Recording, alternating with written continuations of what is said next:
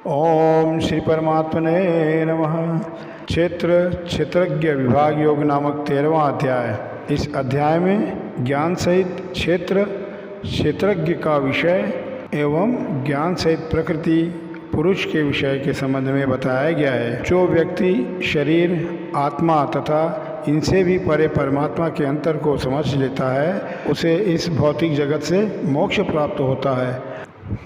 ओम श्री परमात्मने नमः। अथ त्रयोदशोऽध्यायः। श्री भगवान उवाच इदं शरीरं कौन्तेय क्षेत्रमित्यभिधीयते एतद्यो वेत्ति तं प्राहुः क्षेत्रज्ञ इति तद्विद। श्री भगवान बोले, हे अर्जुन, यह शरीर क्षेत्र इस नाम से कहा जाता है और इसको जो जानता है उसको क्षेत्रज्ञ इस नाम से उनके तत्व को जानने वाले ज्ञानी जन कहते हैं।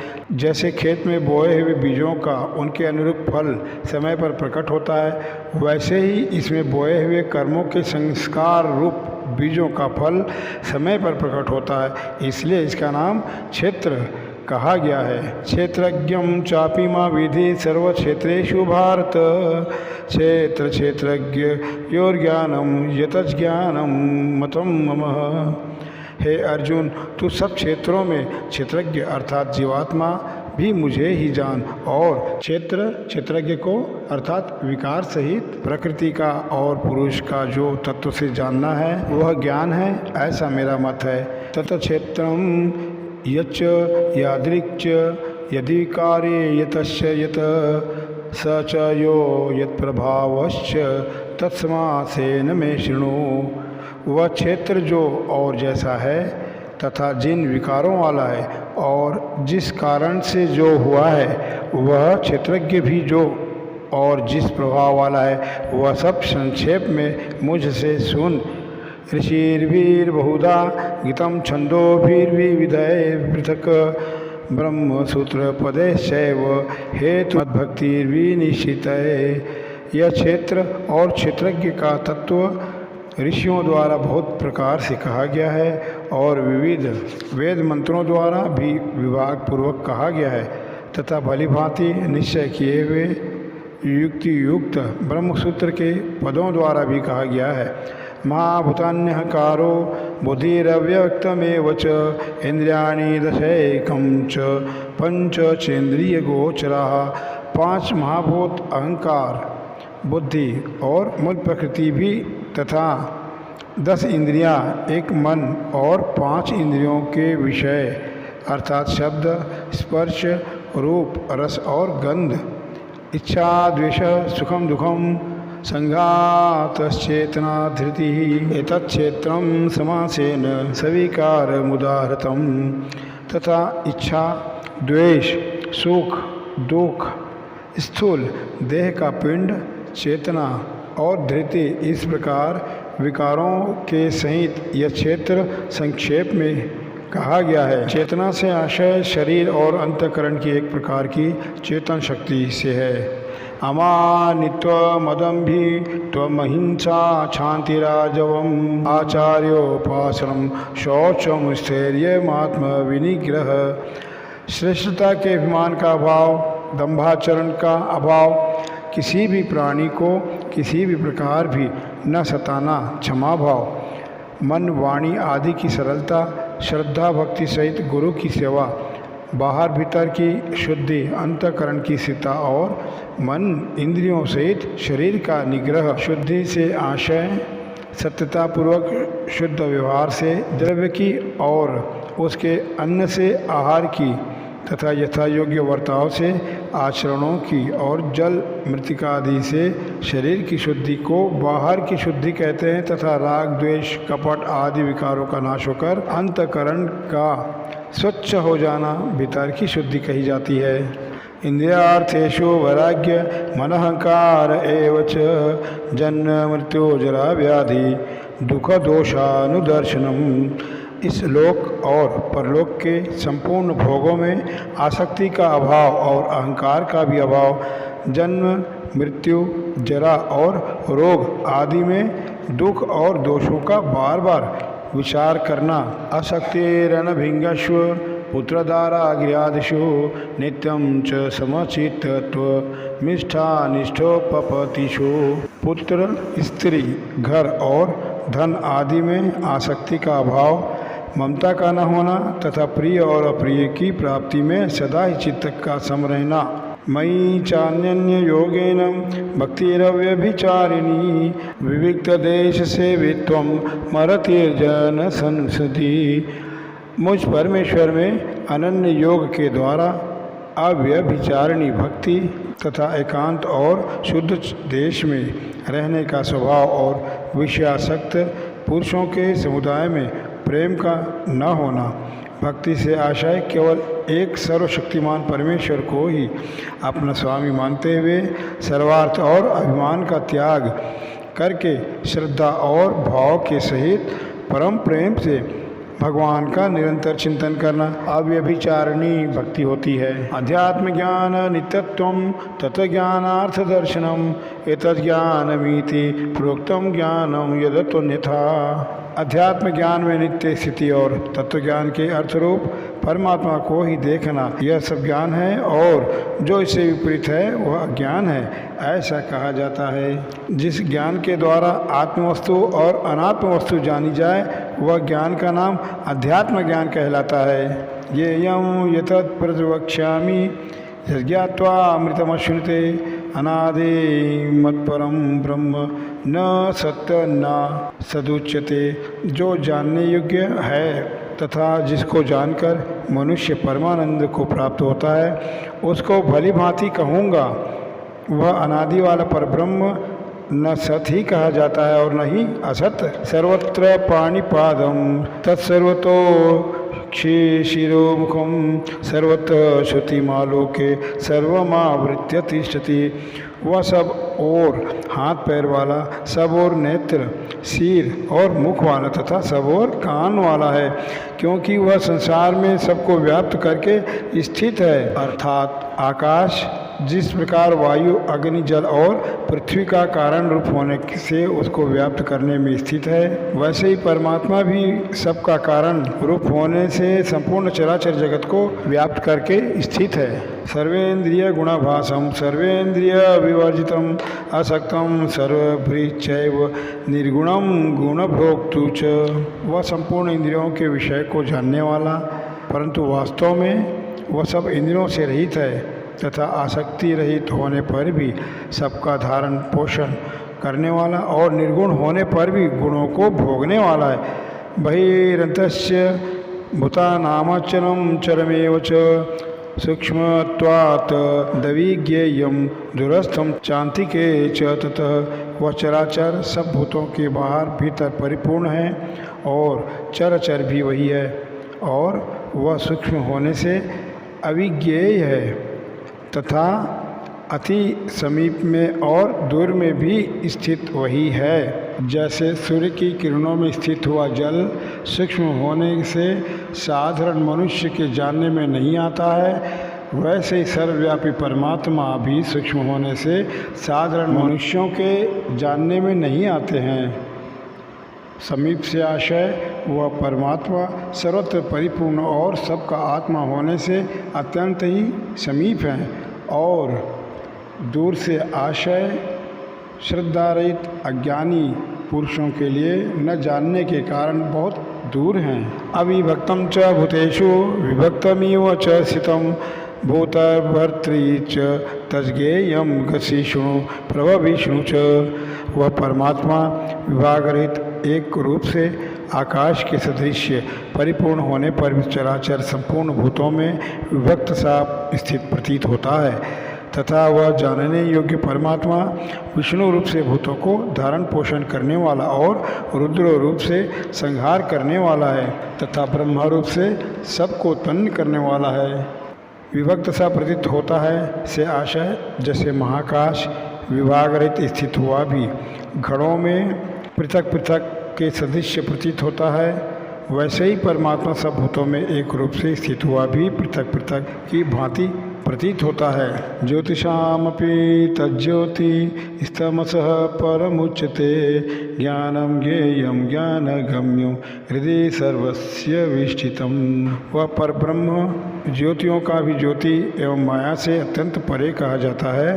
वह परमात्मा बोध स्वरूप जानने के योग्य एवं तत्व ज्ञान से प्राप्त करने योग्य है और सबके हृदय में विशेष रूप से स्थित है। इति क्षेत्रम तथा ज्ञानम ज्ञेयम चोक्तम समासतः मद्भक्त एतद्विज्ञाय मद्भावायोपपद्यते। इस प्रकार क्षेत्र तथा ज्ञान और जानने योग्य परमात्मा का स्वरूप संक्षेप में कहा गया है। मेरा भक्त इसको तत्व से जानकर मेरे स्वरूप को प्राप्त होता है। प्रकृतिम पुरुषम चैव विद्यनादि उभावपि विकाराश्च गुणाश्चैव विधि प्रकृति संभवान। प्रकृति और पुरुष इन दोनों को ही तू अनादि जान और राग द्वेष आदि विकारों को तथा त्रिगुणात्मक संपूर्ण पदार्थों को भी प्रकृति से ही उत्पन्न जान। कार्य करण कर्तृत्वे हेतु प्रकृति रुच्यते पुरुष सुख दुखानाम भोक्तृत्वे हेतु रुच्यते। कार्य और करण को उत्पन्न करने में हेतु प्रकृति कही जाती है और जीवात्मा सुख दुखों के भोक्तापन में अर्थात भोगने में हेतु कहा जाता है।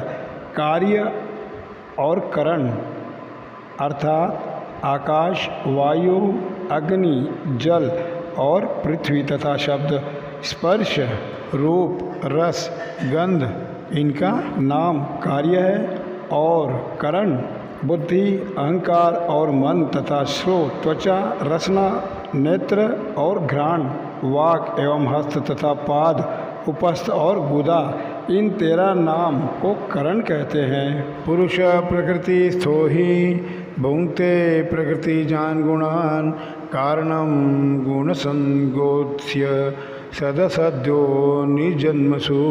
प्रकृति में स्थित ही पुरुष प्रकृति से उत्पन्न त्रिगुणात्मक पदार्थों को भोगता है और इन गुणों का संग ही इस जीवात्मा के अच्छी बुरी योनियों में जन्म लेने का कारण है। कारण सत्वगुण के संग से देव योनि में एवं रजोगुण के संग से मनुष्य योनि में और तमोगुण के संग से पशु आदि नीच योनि में जन्म लेता है। उपद्रष्टा अनुमंता च भर्ता भोक्ता महेश्वर परमात्मेति चाप्युक्तो देहेस्मिन् पुरुषः परः। इस देह में स्थित यह आत्मा वास्तव में परमात्मा ही है।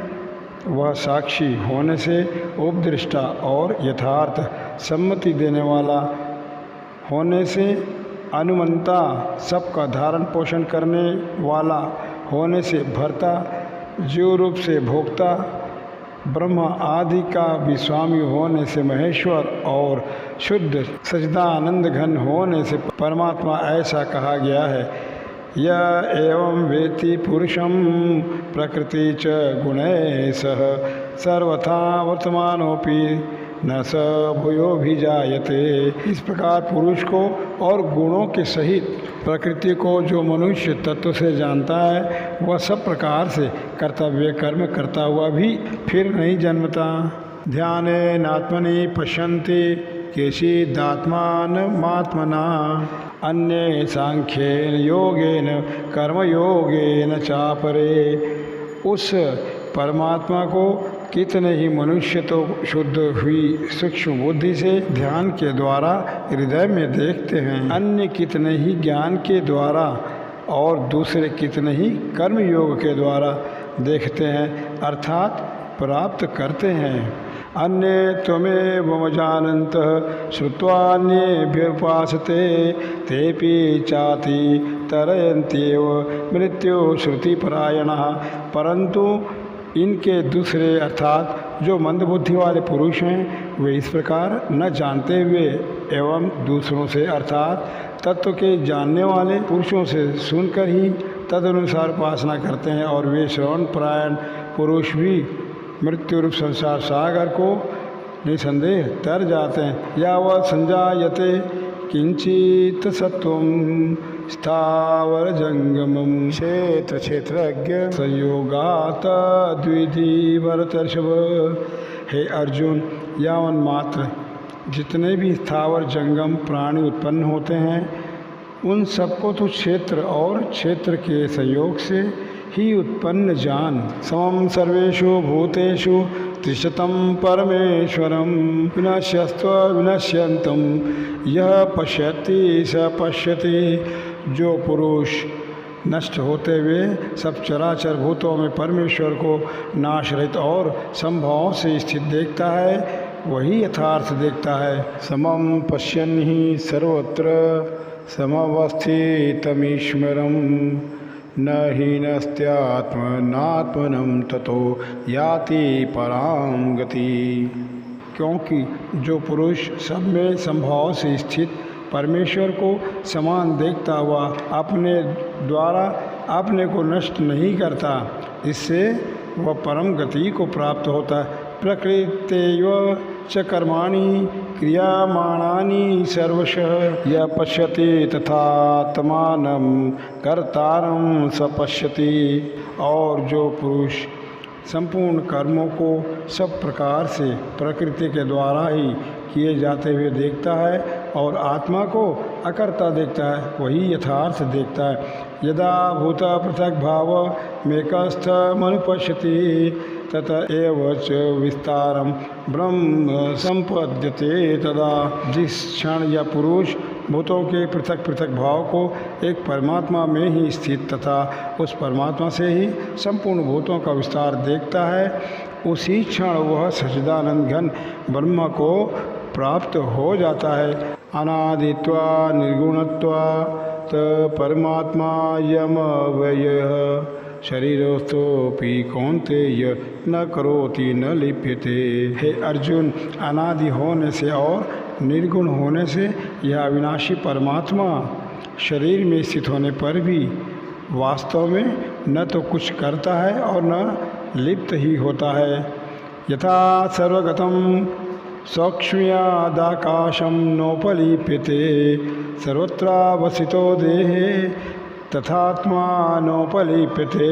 जिस प्रकार सर्वत्र व्याप्त आकाश सूक्ष्म होने के कारण लिप्त नहीं होता, वैसे ही देह में सर्वत्र स्थित आत्मा निर्गुण होने के कारण देह के गुणों से लिप्त नहीं होता। यथा प्रकाशयत्येकः कृत्स्नं लोकमिमं रविः क्षेत्रं क्षेत्री तथा कृत्स्नं प्रकाशयति भारत। हे अर्जुन, जिस प्रकार एक ही सूर्य इस संपूर्ण ब्रह्मांड को प्रकाशित करता है, उसी प्रकार एक ही आत्मा संपूर्ण क्षेत्र को प्रकाशित करता है। क्षेत्र गयोरेव मंथनं ज्ञानचक्षुषा भूत प्रकृति मोक्षम च ये विदुयान्ति ते परम। इस प्रकार क्षेत्र और क्षेत्र के भेद को तथा कार्य सहित प्रकृति से मुक्त होने को जो पुरुष ज्ञान नेत्रों द्वारा तत्व से जानते हैं, वे महात्मा जन परब्रह्म परमात्मा को प्राप्त होते हैं। यहाँ पे भेद क्षेत्र के भेद को से आशय क्षेत्र को जड़ विकारी क्षणिक नाशवान तथा क्षेत्रज्ञ को नित्य चेतन अविकारी अविनाशी जानना ही उनके भेद को जानना है।